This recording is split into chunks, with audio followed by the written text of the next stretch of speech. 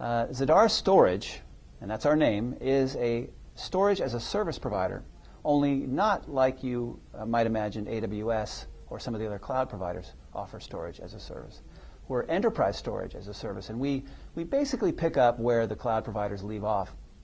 In addition to having more features and functions than you can get in the cloud, we also offer the same storage as a service model on-prem. And that gives our customers tremendous flexibility. We can provide them with what you might call a hybrid storage solution. We give them what we like to say is all of the control of the enterprise with the agility you get from the cloud.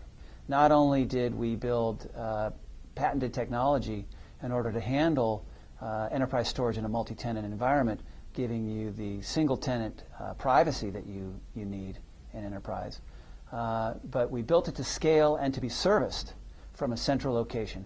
We have actually 200 data centers around the world now, and what we find is that we can offer the kind of service, the immediacy, the 24/7, 100% uptime guarantee kind of service that you would hope for and that you would expect. And our customers are saving tremendous amounts of money over and above how they were doing it traditionally. And I should point out, because we had a TCO study done on this several years ago, and you can find it on our website, even the storage that's available through cloud providers is oftentimes more expensive, simply because we were built to do this in the way we do it, and we have more options available to our customers. It's not that we use anything exotic in terms of the equipment. In fact, we use off-the-shelf equipment from our partners like Western Digital and Toshiba and Intel. All the equipment you know, all the equipment you would buy anyway, we build that in, and then on top of that we put our proprietary virtualization software in order to create the storage as a service model that we have. And so in the end, what we find is that our customers can redeploy assets into more strategic, let's call it, projects. In other words, they don't have to have so many people dedicated on staff to running storage, and that translates into savings, obviously. They don't have to be caught in the CapEx cycle anymore. They can add storage. In fact, they can go up and down with storage as needed, because that's what it means to be as a service.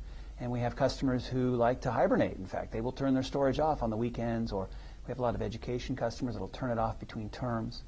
And so this kind of flexibility is really what we think is ultimately, and what our customers tell us, is really ultimately the most attractive aspect.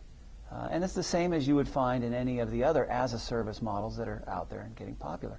Storage being so important, or data really being so important, it's no surprise that storage is one of the last pieces of the IT stack to move over and to embrace this model. As you can see, we have a story to tell, and we think it's a story that's compelling. We think it's a story that's unique. And if you'd like to learn more about it, we suggest you go to our website. There you can find information in the form of white papers and infographics and other material that you can download. Learn more about how we like to do things and what we think are some of the important questions you ought to be asking before you make an enterprise storage as a service decision. Thank you.